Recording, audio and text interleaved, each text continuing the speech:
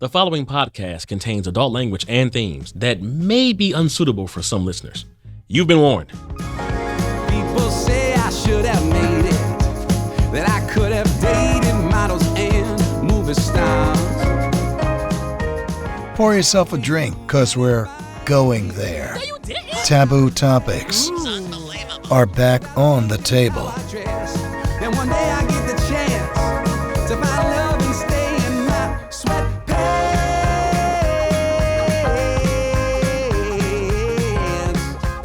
I'm in my sweatpants.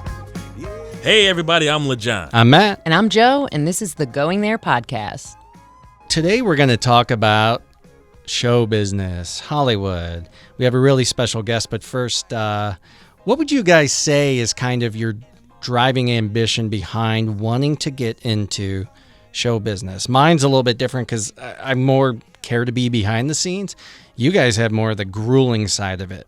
Trying to be, being actors and comedians and performers. It's tough, right? Yeah, I'm trying to chase the dragon, trying to find that feeling, that high that I first had when I was like in the flow acting, making people laugh on stage. When I first watched I Love Lucy, I was like 6 and I was like, I want to do that, exactly that. So I guess I'm just trying to find that. And you probably had some of those special moments that define that passion for you, right? Yeah, like on stage at UCB, there have been shows where it's just like you have to wait because people are laughing before you can go on. That feels good. That's an ego boost for sure. You know what? For me, it's just about comfort. There's no other place I feel as comfortable than in front of a camera. And it's always been that way for me. As long as I'm being compensated to pay my damn bills, I don't really give a damn. As long as I'm in front of a camera doing what I want to do, I'm happy. And people always counter with, man, that's bullshit. You want to be the next Denzel, man. You want to be a superstar. And I think that any actor who says they don't want to be a star is a liar.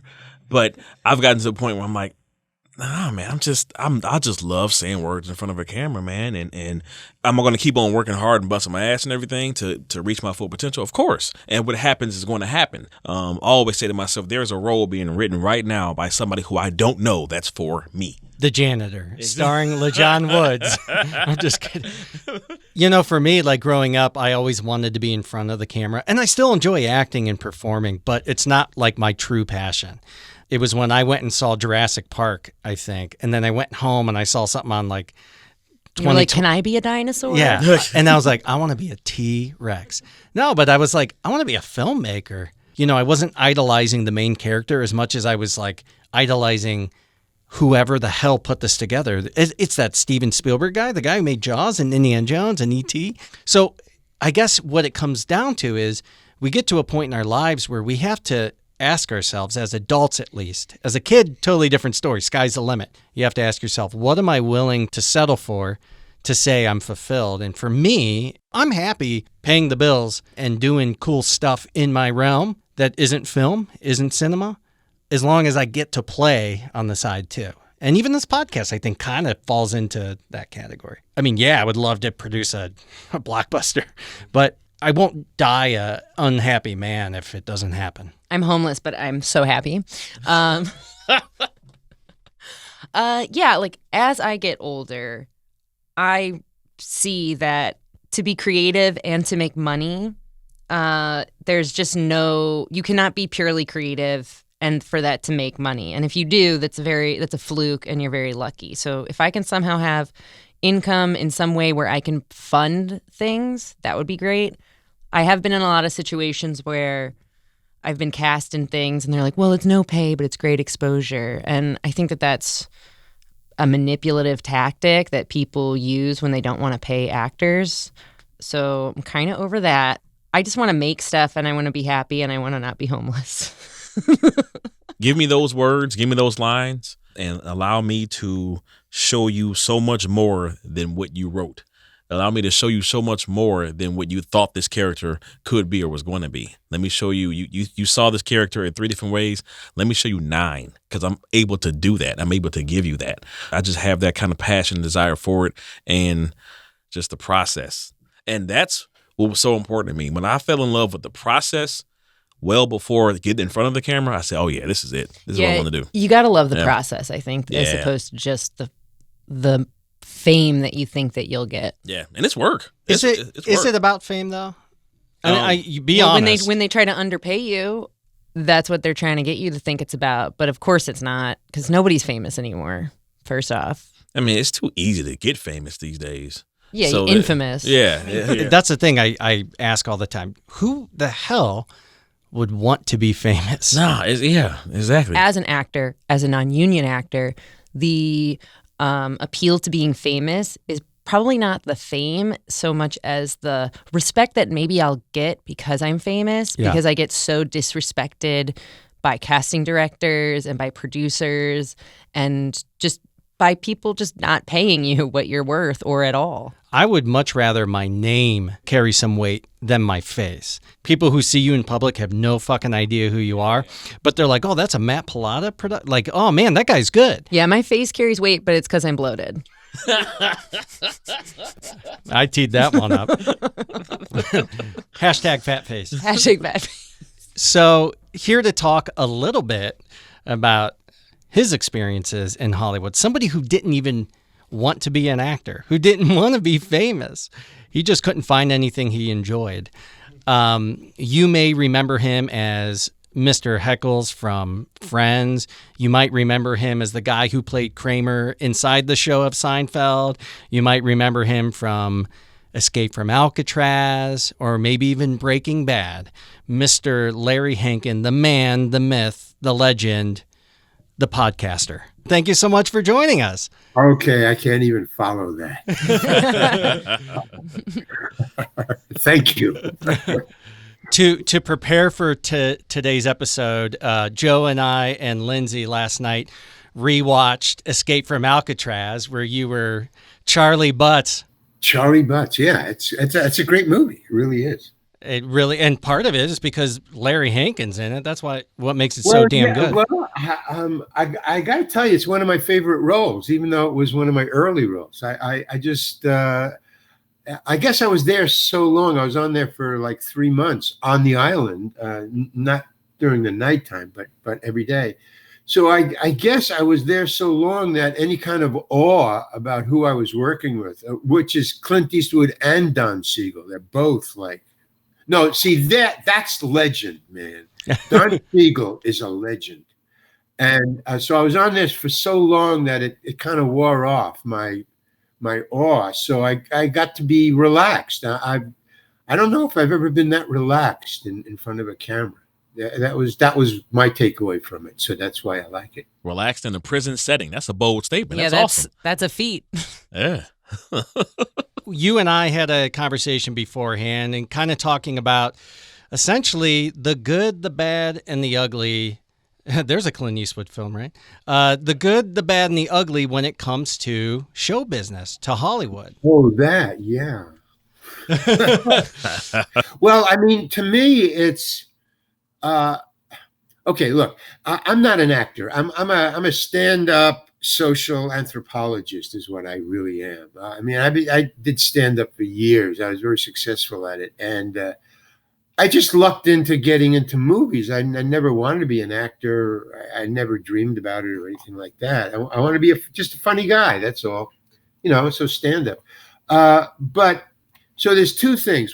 One is the great joy of being an actor is being in front of the camera and doing your thing. But the dance you have to go through to get in front of that lens takes sometimes months, man, but weeks at least. You're not getting paid. I mean, you're learning lines. You're going to auditions. Sometimes you audition 3 times. For Seinfeld, I auditioned 5 times. And that weighs on you if you want the part. You're thinking about it. Well, can I do better? I mean, I watched, I guess, a sitcom or another movie that I was in. I've never done it with Alcatraz, but I could do it with that. And that is, I timed how much time I was on the screen in the movie that was released. I timed just that. And probably I was on screen in that movie for maybe 3 minutes, maybe. That's really extended. But the time that it took me to get in front of that camera, to get those 3 minutes was like a month of just auditioning and rehearsing and learning. And that's not fun at all. That's a job, man. I always equate it to like I'm a former athlete and I used to run track, and I was a sprinter, so therefore I would run like a 100-meter dash, and I would sit. One day I said to myself, "Let me get this straight. I'm training hours, days for a race that's going to last 11 seconds." There you go. Yo, just buy a car. I mean, exactly, man. So I mathematically worked out how much money I got for that 3 minutes. Now, probably I got maybe, I don't know, anywhere from $1,500 to $5,000 to do a sitcom, depending on if you're, an extra, if you're this, you're that. If you're a star, it's even more. But so that's the framing. Sometimes $1,500 to $5,000 because I was a beginner and stuff. So, but my time on screen, I was getting like maybe $1,000 a second or something like that. It was like ridiculous. In other words, for the salary I was getting for the time on screen, for Breaking Bad in the Winnebago scene. Yes. Where I was going to crush the Winnebago and they were trapped inside the Winnebago and I was talking to the cop. Okay, that scene, I did time that scene. I was in that scene actually for 10 seconds or less.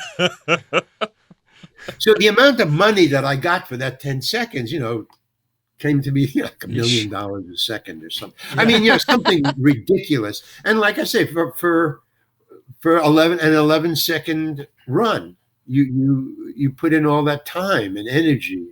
So people from the outside think that it's such a cush job, but all of the work that you have to put in to get those 10 seconds is like 10 months. Yeah, is not worth it to me. Now I've watched actors who I think are worth their price in gold. I mean, so it's me. It's not the industry, because people love doing that. I love being funny, stand-up comedy, or making my own little films, that I like, and then I can put in all the time I want, because I like doing it. But it's not acting. It's my thing. It comes out of my head. So there's declinations of show business and which section you're in and what you're doing and why you're doing it. Going back a little bit into your personal story, you were telling me a little bit about... Oh, we're going to get personal now? Yeah. Now we're getting personal. Now is when we share our social security numbers. You go first. So you went to college and you kind of did what you thought that you owed to your parents. Exactly. Oh, yeah. Yeah. Did some research. Yeah. And then, from there, it was kind of like you didn't want to be an actor. You almost fell into acting. I did. I mean, there's nowhere around it. I mean, I graduated as industrial design, and that was okay. I paid my dues to my parents. Now I was going to do what I wanted to do. General Motors offered me a huge amount of money to design the cars of the future when I graduated. So I was going to go to Detroit. My best friend in college was Carl Gottlieb, who wrote Jaws and other movies. And he said, let's go to Greenwich Village, because he wanted to be a writer and he got a job reviewing movies for this very small paper. But he wanted to be a writer, so that was where he wanted to go. So he said, why don't you come with me? We'll go to Greenwich Village and we'll get an apartment together and you can find out what you want to do there. He didn't really care what I did. He just wanted somebody to pay half the rent. I wasn't interested in industrial design either. I mean, I was like an A student. I mean, I guess when I get into something, I do it. If you put it in front of me, then that's what I concentrate on. Welcome to the podcast. Right, exactly. Yeah. So, but when I graduated, Carl Gottlieb sounded like a great offer. I went with Carl, and I starved, and he was stealing food to feed me. But I was doing open mic nights. It's really funny how he was doing that. He would go to these review movies. And the thing back then in the 60s, if you were in a local paper or you were at the New York Times, you all went to the same preview to review the same movie.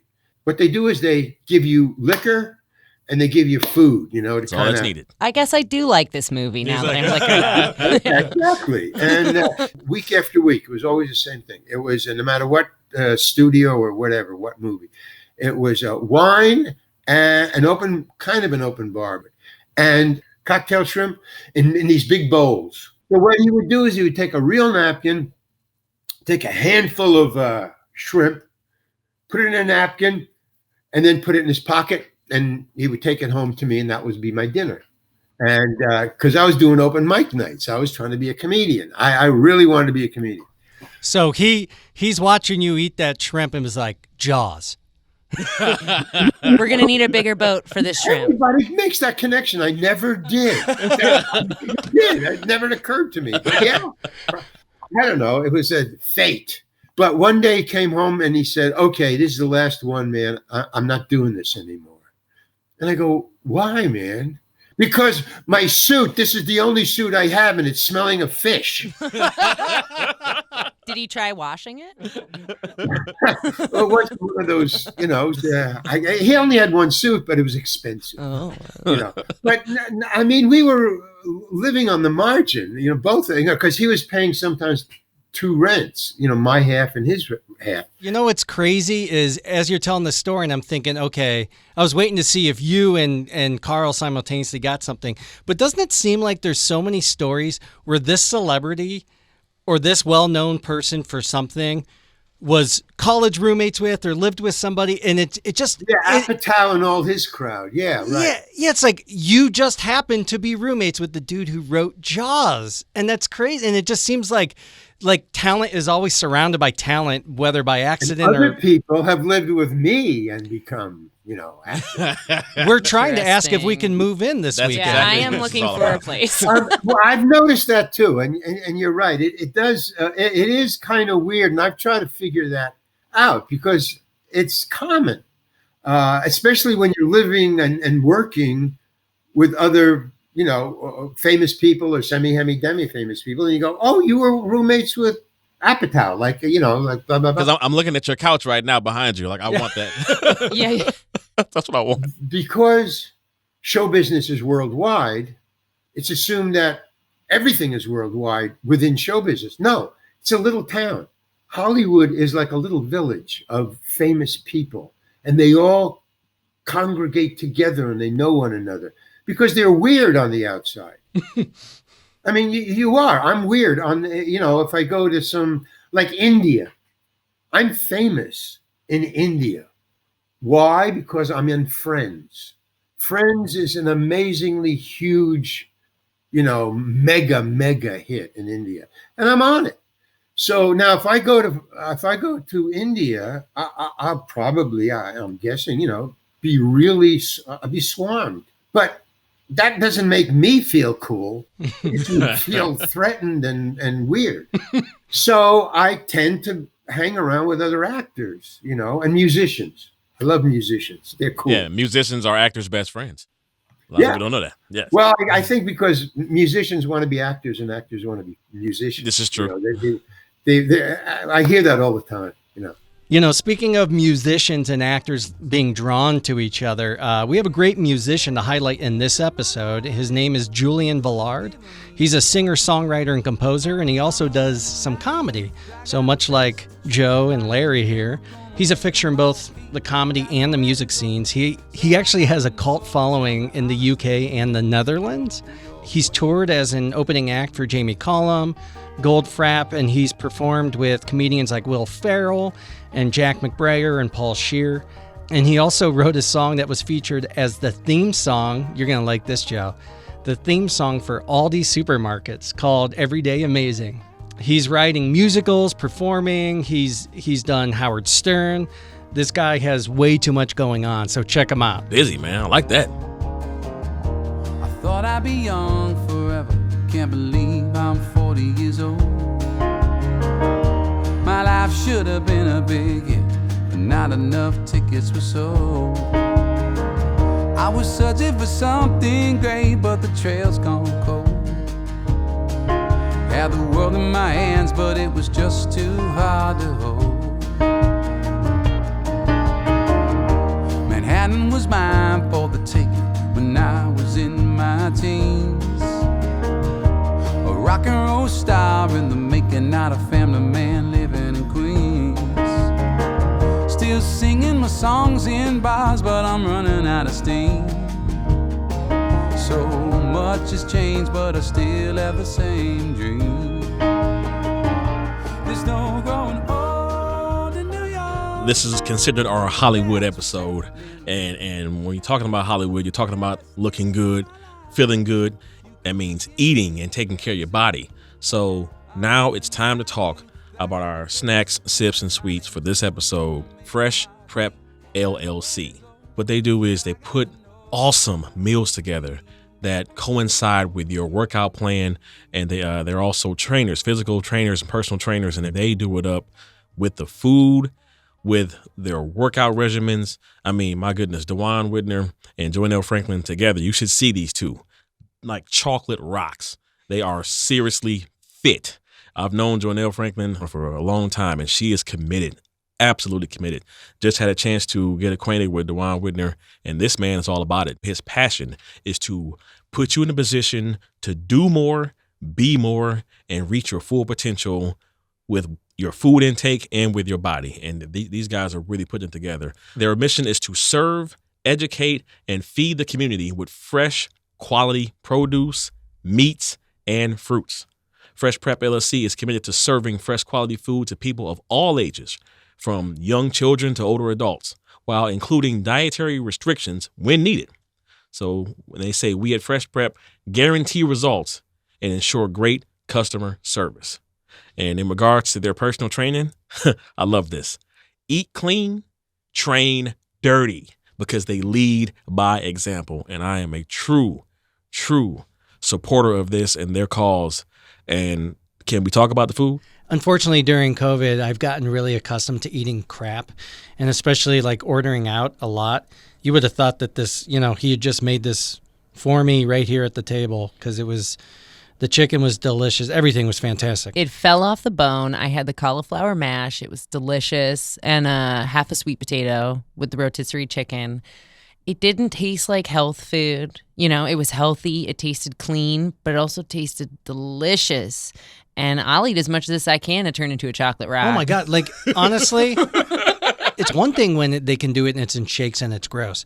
This was freaking good. Yes. Yo. And it was filling. And it didn't seem like that much, but I'm like, holy shit, I just eat probably the healthiest meal I've had in months. Seriously, I had the salmon with the mashed potatoes, the red mashed potatoes.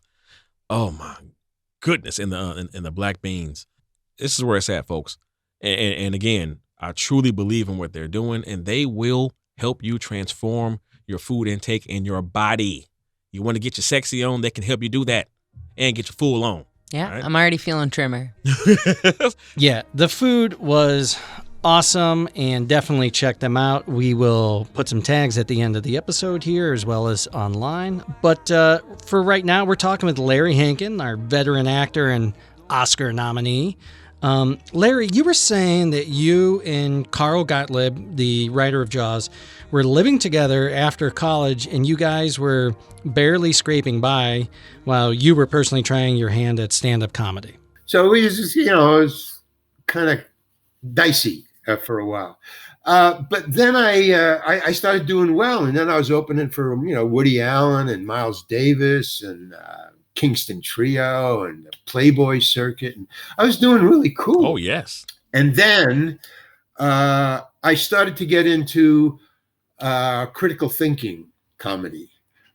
Starting to get into Richard Pryor and Lenny Bruce territory and George Carlin. But yeah, I was getting into critical thinking where people would come at me with beer bottles upside down in their fists saying, "Get the fuck off the stage."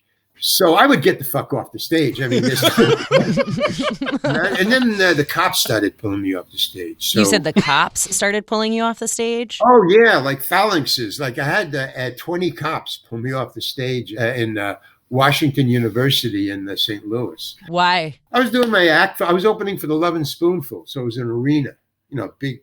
And I thought, it's a college crowd, so I used my best stuff. Yeah. So I was going along fine, the clean stuff, the ordinary stuff, and then you get, better and better, and then the big laughs at the end. So I was getting into that, and then I had this little thing where I had this microphone, stand-up microphone, and I would take this. I would say, okay, now we're going to talk about religion, and all of a sudden it's quiet. And I said, okay, so I'm God, and here's a little. Okay, I made a little man. How you doing? And I put him on the top of the microphone, and I go, okay, so yeah, you don't have any clothes on. That's really weird, I guess. Well, that's what I did. And what's that between your legs there? And all of a sudden, man, they started, boo, boo, we don't want to hear that. We don't want to hear that? Wow. But I ignored them, so I kept on going into the bit, which, was like a little more risque and a little more risque, and then it got dirty. It was the early 60s. It didn't matter. You were either clean or, as I was called, a filthy, dirty-mouthed comedian. But still, the college crowd, you would think that the college crowd would be all about that. I yelled back at them. Yeah. Why don't you like this? I said, I go, so I stopped but what they were doing was, it was an arena, it was an auditorium. They were pulling those wooden armrests off the seats. If you push them forward, they come off, like that. They were throwing them at me. Whoa. Not bottles, but these wooden armrests. They were throwing them, and I'm dodging. And so I go, okay, I'll stop. So they stop. So I said, okay, I'll stop. And I go, what's going on here? This is a college crowd. I thought, sex, drugs, and rock and roll. What the hell's wrong with you people? And they shut up. They stopped booing. They stopped throwing. And, okay, you're quiet. Fine. Thank you. And then I went on with the bit. So now they were out of these armrests because only the first or second row, it was too far for the third and the fourth row to Right, throw. the educated crowd doesn't have a good arm. So then when I got a really big laugh on something, I said, okay, so now, so what the hell is between your legs? Berserk. And then, out of nowhere, I had gotten just those words out of my mouth, and they go, boo, boo, boo, boo. I see a literal phalanx of 10 cops on each wall aisle march down. The dean had called the cops the first time I had done it. So I was 10 minutes into clean stuff, and the cops had showed up, and they were waiting back there for me to, like this, what cops do, stand there like this in the back. And they were waiting for me to get dirty. And when I did, boom, they started marching down up on the stage. And that is what I would call falling into acting. I called my agent, and I go, hey, man, I can't. They're coming at me with beer bottles, man. Now I got cops, and that wasn't the first time with cops, but that was the first time I had 20. So I said, I can't do this anymore. And he said, well, why don't you join Second City? They're doing Lenny stuff and Carlin stuff and Pryor stuff, but they own the theater. So join Second City. So that's what I did. So getting into the audition aspect, and LeJohn and Joe can talk a little bit to this as well. I'm usually on the other side of the audition, as the producer. Yeah. But it, you said something to me on the phone the other day, Larry, which was essentially it's a demeaning process. In the fact that it's almost like a beauty pageant. They walk you around, they make you do a couple of twirls. Show us what skills or talents you have, and then every once in a while that's not the case, but it's rare. The famous big hitter directors and producers, they're cool. I'll audition for them any day because they're human beings. It's like I auditioned for John Huston. I'll audition for that guy forever, even if I never get the part. I'll still go. He's a great guy. You just want to be around him. He's, hi, Larry, how you doing? You want to do this part? You have to get a haircut. Is Annie. The cops are coming. Yeah. We took all the armrests off all the chairs in the room. You're in good shape. Oh, and then he goes and he sticks up for you. That's the other thing that great directors do. Some of the casting director got behind me when I was walking into he was on set. She got behind me and she put her hands on the shoulders and she was steering me from behind in front of him. And he goes, and he was just, this kind old gentleman with white hair, and he goes, "What are you doing?" He's like incredulous. He goes, "What are you doing?" And she says, "Well, I'm placing him in front of you so you can see him better." And he goes, "Don't touch my actors." So I thought, wow, that's really cool. Yeah. That's really great. And then later on, when he said no, and he was talking to me just like a person, like, "Hey, Larry, you're going to have to get a haircut for this. Do you mind getting a haircut?" Because I was a hippie and I had my hair down to here. So he said, "Do you mind getting a haircut?" And she gets behind me and she takes my hair and she, pulls it up like a ponytail to get it out of the way. And he goes, "Now what are you doing?" She says, "I'm taking his hair away from his face so you can tell what he looks like with a haircut." And he says, "I'm a director. I have imagination. Don't touch my actors." I mean, that's I want to work for this guy. This guy's cool. Other than that, it's a demeaning process, is the point to that story. When I first talked to you, one of the things that I had mentioned to you was, it's funny because the outside looking in, a lot of people think of you, and I'm sure you get it all the time. They put you in a box. It's like, "Oh, you're Mr. Heckles," or "Oh, you're exactly. this guy or this guy." But at the same time, they don't realize all of the hours and days and months and years of work that it takes to You even left out bullshit. and bullshit. Well, I'm going to let you add in the bullshit. Okay. Thank you. That it takes to even get there. And so you said, I don't know if you want to reshare this, but you had mentioned like you had kind of like three tips or three pieces of advice you'd give to upcoming actors or people who wanted to make it in the business. Oh, that. Well, I think I know what you're talking about. Number one, if you want to be an actor, forget it. Okay. Two, if you do want to be an actor, you've been warned. Three, if you want to be an actor, start your own production company. Yeah. Create your own table. And you left one small part out of number one, which was forget it. And also, we have enough of you out here. We're good. Yeah, well, that goes without saying. Thank you. But yes, that was part of it.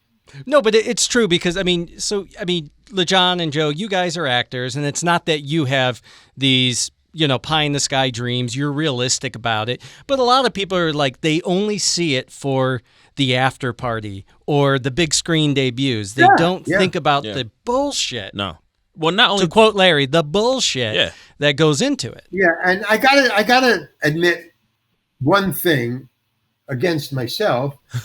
I am a dyslexic, so I have dyslexia. So a lot of time, because of dyslexia, I misunderstand what's going on. Because dyslexia, in my mind anyway, dyslexia is different for different people. It has different effects on your brain. But in my mind, I don't misunderstand. I understand kind of too well. In other words, if you tell me something, I have two interpretations of what you're telling me to do. And I have a 50-50 shot at getting it right. That's better than most. Yeah. But in my case, when you're in the middle of a movie and you get it wrong, there are ramifications. People get pissed off. They short fuses.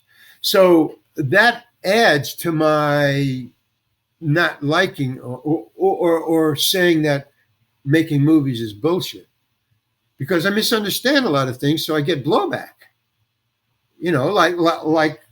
Boo, get off the stage. I don't know why. This is sex, drugs, and rock and roll. I think the other thing that is kind of the demeaning part of it too is, I guess less so for successful actors like yourself, but constant rejection. How much rejection can one person take? And it's not like you're rejecting me as a salesperson. You don't want to buy this car or whatever. It is, you're rejecting me. Me. Yeah. You have to. I had to make an adjustment a priori to all the rejection. You have to have a thick skin. Look, when I was I already had a thick skin. I was a stand-up comedian. You get booed in the beginning. What do you think? I just came out, Carl, let's go to Greenwich Village, got up on the stage and opened for Woody Allen. I mean, being funny among your friends or with you guys and girls is different than getting on a stage and getting paid and having, people paying a cover and a minimum. Hey, that ain't the same, but I thought it was the same. Yeah, hey, man, I make my friends laugh, so I'm funny. So speaking about rejection, is there any rejection in the acting and auditioning world that sticks out to you? Is there anything where somebody said something that maybe cut you a little bit deeper than you had thought, or you're like, what the hell? It only happened once. And so that's why I remember it, long, long time ago when I was in the beginning. But I auditioned for a serious part. It was a part for some sort of injured person. I think sometimes a brain damage or something. I don't know. But anyway, I just went full out brain damage on them. And they just stood, I could see them, and they were just, whoa. What method? Yeah. I mean, they were just, I don't know about this. And when I finished, they said, well, thank you. And they were just like, so you can tell it was like a bad set of comedy where, silence for the whole thing. And then you get off the stage and nobody even would clap. You killed it for the next act. That's what you did. So I stopped being method after that. So we still want to talk about the good, and we've covered some of it. What are some of the most memorable experiences? You talk about working with John Huston. What were some other memorable experiences you've had in the good part of it? Well, let me see. Working with great directors who are, at least I thought, working with Clint Eastwood and Don Siegel was just the whole thing, because great directors, among other things, I don't even think they really know this, but they're teachers. And I don't think they're trying to teach you something, but that's how it comes out. I learned stuff from great directors, just how to comport myself, how to act, how, like for instance, Don Siegel, the same attitude that John Huston had. He would talk to me like a person, like he was a person and I was a person, and we were just hanging out together. And he would do that with everybody. That they're human beings, but they're also great teachers. And I would always stand next to him, see how to direct and where he put in the camera. And then I would go like one day I say, why you? I don't understand why you're putting the camera here. The action is. I don't think you're getting the action. Why are you putting it here? And he says, I don't know. I'll probably get fired. I was playing cards with the crew because I wasn't up for 2 hours. There's somebody behind me. So I look behind, and it's Don Siegel, and he's standing there very stern. And he's saying, what are you doing, Larry? You got a scene today. I said, yeah, but it's not for 2 hours. It's an important scene. You know that, don't you? Well, I don't know. Yeah, you got to cry in that scene. It's my crying scene. It's right before they go over. They escape. It's and we're all. Spoiler alert! Right. Oh, yeah. Oh, I'm sorry. No, we didn't escape. He says, it's an important scene. You got to be crying in that scene. You know that, don't you? Oh no, I didn't know I had to cry. Yeah, you got to cry in that scene. Well, I mean, can you cry? I don't know. I think you should know if you could cry or not. I need you to cry in that scene. Now, the crew is like sitting there with that, oh my God, what's going on here? And he says, and I said, well, I don't know. He says, look, Larry. And he says, you got 2 hours. Now, if you can't cry, what I would suggest you do is you go into your dressing room and slap yourself around until you can cry, because I need you to cry. Okay? I don't know how to do that. So I'm trying to, it's not coming. I'm slapping myself. Boom, boom, nothing. So I finally figured out how to do it. And I figured out I got an out. So I go looking for Don Siegel. Where's Don Siegel? Where's Don Siegel? There he is. Oh, Don, can I talk to you for a second? Oh, yeah, fine. What is it? And he takes me aside. Cool. I said, what is it? He goes, look, I did a backstory for Charlie Butts. And one of the things I figured out, Charlie Butts in this scene wouldn't cry. He's not that type of guy. And he says, Carol, would you tell me what the fuck he's talking about? And he looks at me, he says, look, Larry, we got a scene here. We got a movie here. I got a movie here, and it's just all testosterone. It's 200 guys in Alcatraz. All they want to do is kill people or fight or get the hell out of there. It's a testosterone movie. I need some other emotion besides anger. You're going to cry in that scene because I need some other emotion. You got that? I go, yeah. He says, okay, thank you. So I'm trying to slap myself. I'm trying everything. 2 hours are up. AD comes and says, you're up. I go, oh, all right, fine. I'm going to be fired. That's my go-to mode. I'm going to be fired. I get zen. And now it's just a dance until I get to be fired. So I'm in other words, I've calmed myself out. I am now already fired. I just have to go walk through it. And I go to the set and he sets me up and he says, this is going to be a close-up, Larry. This is going to be really good. He says, you ready, Larry? I go, yeah, I'm ready. Because I've been fired, so I'm cool. It's all good. Yeah. He says, okay, and action, Larry. And I'm going, it's not happening. Yes. Cut. All right, Harry, bring it in. A crew guy, big crew guy comes in with a perfume bottle. And he just sticks it in between me and the camera. And he goes, and tears start falling down my face. And Don goes, roll it. Cut. Larry, that was magnificent. Are you kidding me? And I go up to Harry and I, what the hell is in that bottle? He says, it's wintergreen. We do it all the time. It makes actors cry. Wintergreen. Don Siegel knew at the card table what was going to happen. And you said the best directors to you were like teachers, but I think it's also because you may have had your antennas up as a student, because it sounds like part of your passion was always to maybe be a director as well. Yeah. I mean, I think the directors knew that. At least Don Siegel knew that. I mean, I was always standing next to him. I was always asking him questions. It was kind of obvious, hey, how do you do that? Or why this, but I mean, that to me, that makes him great. It's just, and also he made a great movie. I mean, if the movie was a flop, I don't know if I'd be talking like this. Like, fuck that guy. I could have been playing cards. Right. But on the set, he was, both of them. I mean, John Hughes in another way was a genius director, but he was the opposite. He was awful. I mean, not awful. He was hard to communicate with. He's very close. He's very close. But again, he was a teacher. I mean, when he did say something, it was important. I mean, it was something you could take to heart.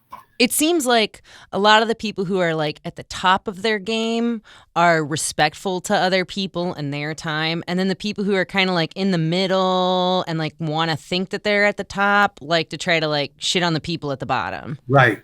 And that's kind of where I feel like the dehumanizing aspect. Yeah, I don't know the reason for it, but I know it breaks down that way. Yeah. What about some of your other good roles? Did you enjoy doing any of the TV stints like Friends or Seinfeld or Breaking Bad? I enjoyed doing them because they were easy. I didn't have many lines to memorize. The dyslexia interrupts my ability to learn lines.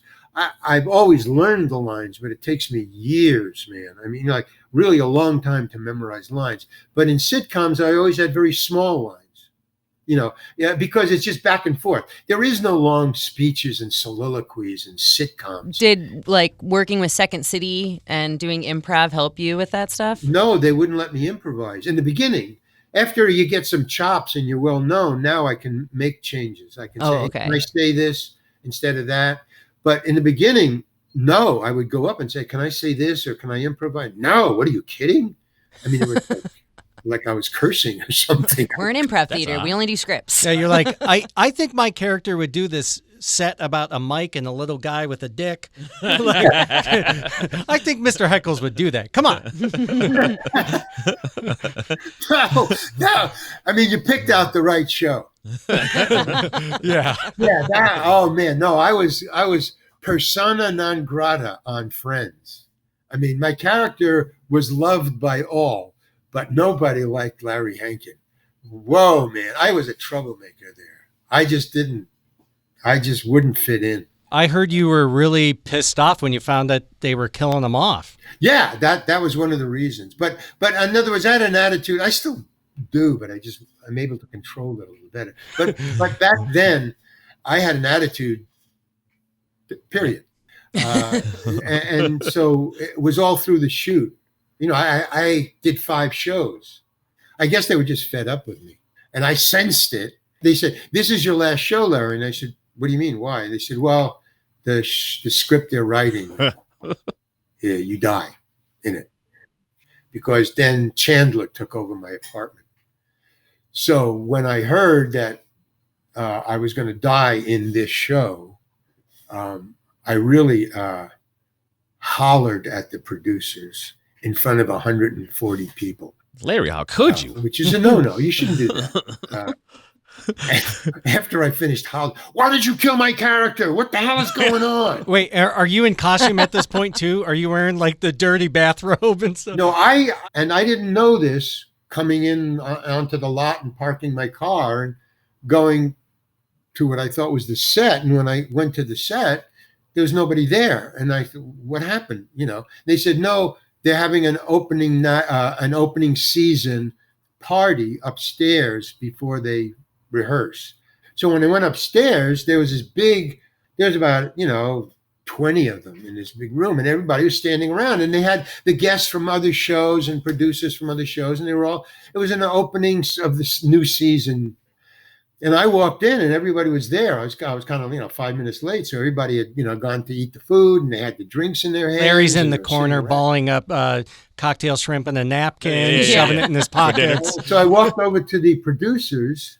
I saw them. They were all at one table together. So I thought, I can nail them. So I just walked up to them, and they were very, "Oh, hi, Larry, new season." And I go, "What the hell did you do? What are you talking about? You killed my character. Why did you do that?" And I just going full blast. And one of the female producers, and she just said, just like that, she goes, "Larry, can we talk about this a little later?" And it just brought me right down. It just snapped me into reality. And I realized, what did I just do? And I look around, and the room is quiet. Everybody's just looking at us. Excuse me. And I walked to the craft table. And as I'm walking to the craft services table, everybody at the craft services table just split. So I'm just standing there going, now what do I do, man? Now, this is crazy. I just went nuts. I just lost it. I'm thinking, what should I do? And this kid, about 15, maybe the son of one of the producers or one of the actors or something like that, he walks up to me, the brave one. He walks up to me and he goes, "Dude, that was so cool." Now they're doing a reunion, and they just called me and they said they wanted me there. So I guess I've been forgiven. Oh, you gotta make that happen. Oh yeah. Well, you can be the ghost of Mr. Heckles or something. Yeah. I gotta ask a selfish question. A selfish question and comment here, because, and I hate to go back to Alcatraz and everything. It was my biggest brother, his favorite movie growing up. He showed it to me all the time when I was like, I swear to God, like 6, 7, 8 years old and going up and everything. So Like, I'm too young to see this. Now, I gotta ask you, Larry, in your personal opinion, do you think those guys, because I know there was like a letter that was found or something like that in 2013 by Frank Morris and everybody else. Do you think those guys ever made it? No. No. That was the only thing that was being discussed on the set for 3 months. Yeah, I bet. Every day somebody would have another theory. But because we were there for 3 months, we collected a lot of information. Yeah. And it all pointed to the fact that there was no way. The biggest one, that if they went at the time that they were supposed to go, which they did, they would have been swept out to sea. That current is real strong under the bridge.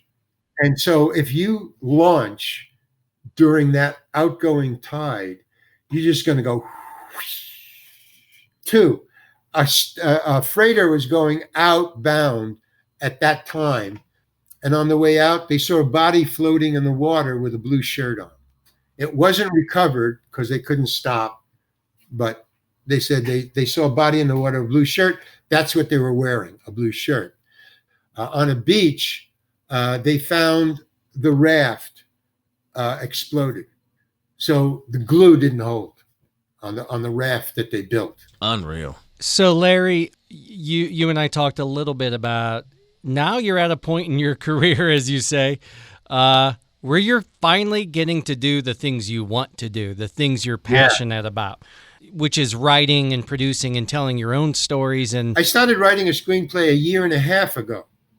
So I was writing before COVID hit, but I was sequestered because I was writing. You know, I'm an instant gratification kind of person. I want to finish it. So I'll stay there until, you know, so I would just be going out for food, or, you know, if a friend called, I would meet him for coffee just for a second because I got to get back and write. So I wanted to finish it. But it started to get into the sequestered because of COVID. And I was thinking, wow, this works out great. Now I don't have to explain why I'm only at home, you know, writing. It helps me just stay here. Great. And then I finished that one, and it was still COVID. So I started another one because I was being sequestered.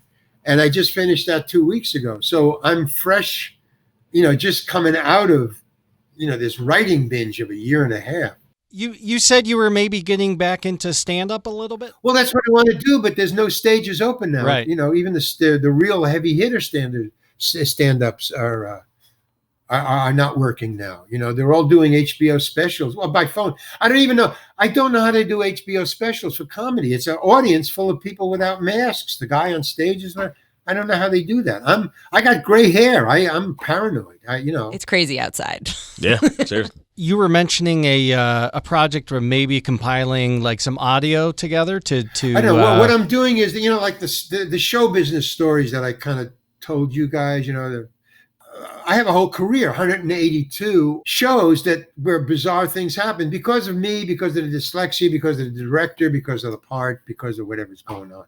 I have these stories, so I've been recording them an hour a week for the last 3 months.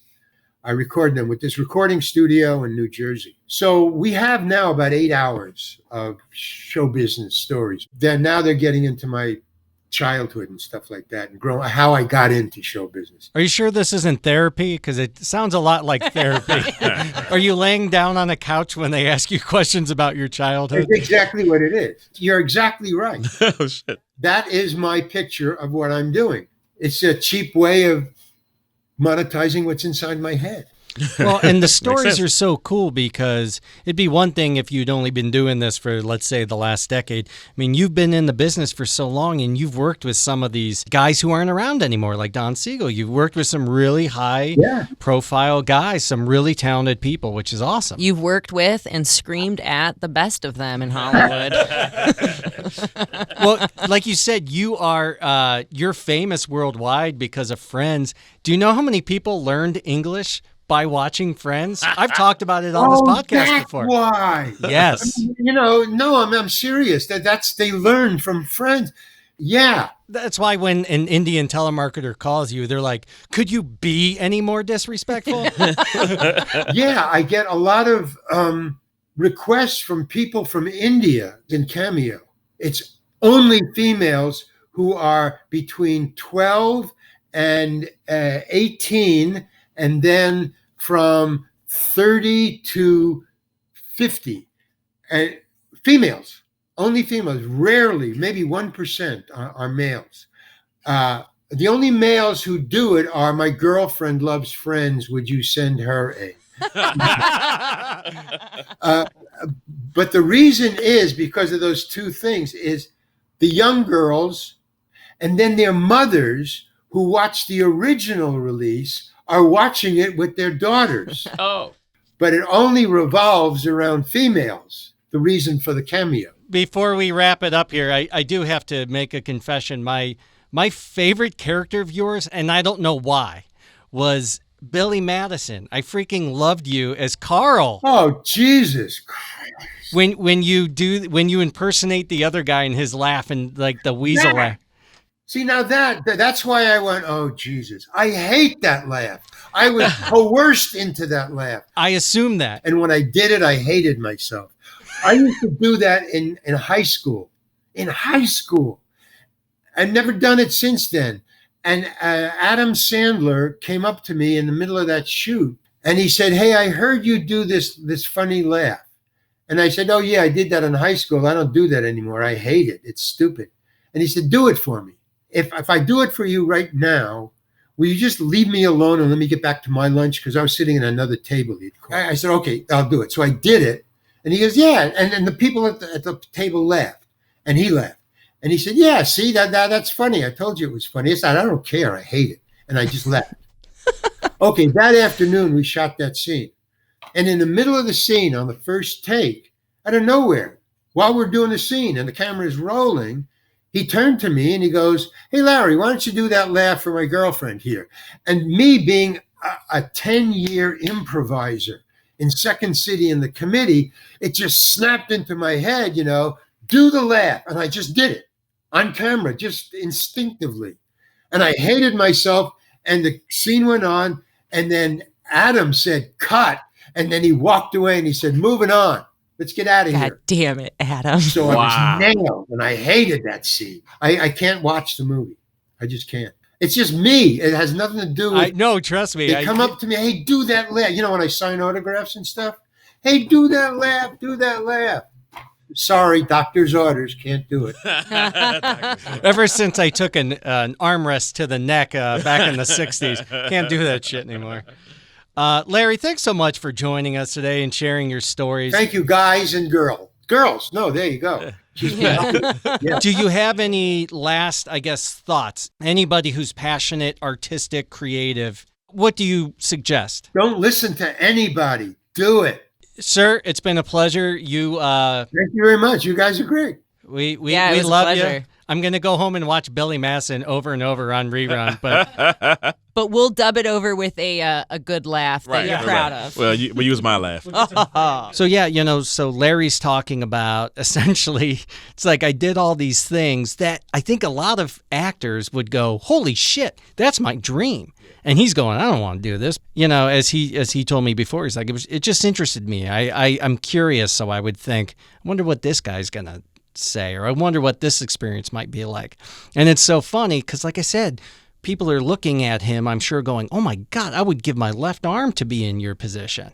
I guess it's all about context and something that, LeJohn, you're really good at and I am horrible at, which is appreciating what you got while you've got it. Oh, yes. Yes, that's so important, man, to be able to live in that moment and understand that, you know what, this is pretty good where it's at. And I gotta put myself in a mental space that, man, it could, the alternatives, I guess, the thinking about the alternatives of where you are and what you're doing and what you could be doing otherwise. You have to be able to bring something you love into your work that you're paid for, I think, in order to stay sane. Either that or smoke a lot of really good stuff. Speaking of smoking good stuff, Joe. What's up? I don't know. Oh, yeah. So you get these casting notices that are like non-union, not that great, but one of them was like $50 to go to this place in Williamsburg and just act out a couple things on camera. And so I do it, and it wasn't porn. It's all fine, right? I'm just like, do some funny stuff. And they were like, oh, pretend you're Arnold Schwarzenegger. Okay, now pretend that you're giving yourself, you work for yourself and you are giving yourself an evaluation, like this, that, and the other. So I do those things. They're like, great, thanks so much, $50. Okay. Then like a year later, I walk into an audition and these people are like, oh my goodness, you're the Arnold Schwarzenegger girl. Oh my goodness. Oh. And then they bring people in the office. They're like, you are famous in our office. I'm like, what are you talking about? And they're like, Joe, we love you. You are a big deal in our office. You wrote our international ad campaign for Avon. I'm like, what? What? And then they show me this video of me doing all this stuff when I got like $50 for it. And I was like, oh, cool. Thinking, I fucking wrote their ad campaign, like, and I got $50. And I was like, well, could I have the video maybe for, my reel? Like, oh, well, it's internal. Okay, cool. All right. And then I do this audition, and then later they put me on the short list for it. And then they're like, oh, we cast someone else. Yeah. You've been replaced by Arnold Schwarzenegger. Yeah, I'm like, God damn it. Yeah, so that felt like I was exploited a little bit, and I made a mistake. But I needed that $50 at the time, too. Okay, so for the people who aren't in this business, and especially who aren't actors. For example, I have friends who they show up in some of these shows and you're thinking, oh man, their career is really budding. And I'm not saying that it's not doing anything, But then you like find out they were paid like $200. They weren't willing to give them a per diem. Hollywood seems glamorous because we watch the red carpet shows, because we see the after parties with the celebrities. That's just not really how things are. And even actors who, you always see online, like the clickbait, what happened to so-and-so? It's like, you might have a great career for a decade or so, and then all of a sudden, you're not what they're looking for. Well, and especially, I think that right now, there's just so little union work that if you're union, you have a hard time getting cast. And if you're non-union, they can nickel and dime you so you don't get any money. It's really not, it's turning into a less sustainable career than it was back in the day when Larry was talking about making $1,500 to $5,000 per show. I was like, damn, I would love to make $5,000 for that. Because I see stuff in there like it's $1,000 minus your agency fee. Yeah, that's the perception, man. The perception is we saw that commercial. Oh my goodness. Oh my God, you in that film and everything, and the Lifetime stuff. And it's like, yeah, I did that. Can I borrow some money? 1, 2, 3, 4.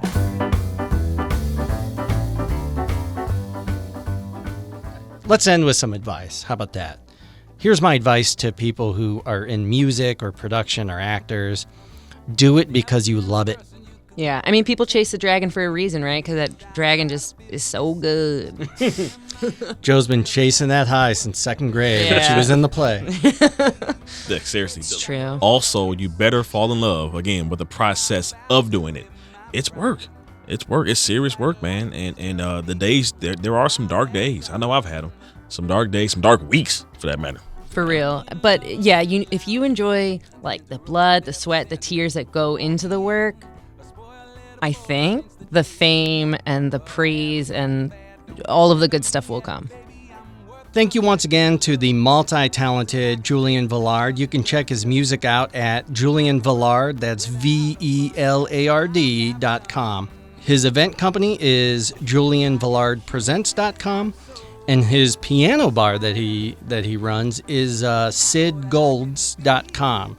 SIDgolds.com. Check him out. Yes, indeed. And also, we want to definitely thank Fressh Prep. That's Fresh with 2 S's, LLC.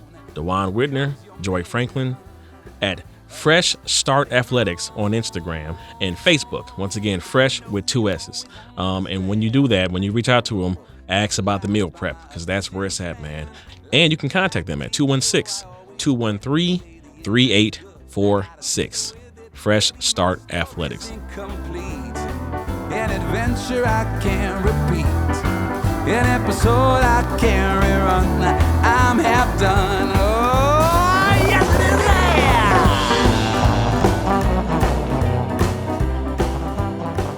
is. We just went there. Now you can go to Instagram at the Going There Podcast, Facebook at Going There Podcast, or email us at goingtherepodcast@gmail.com.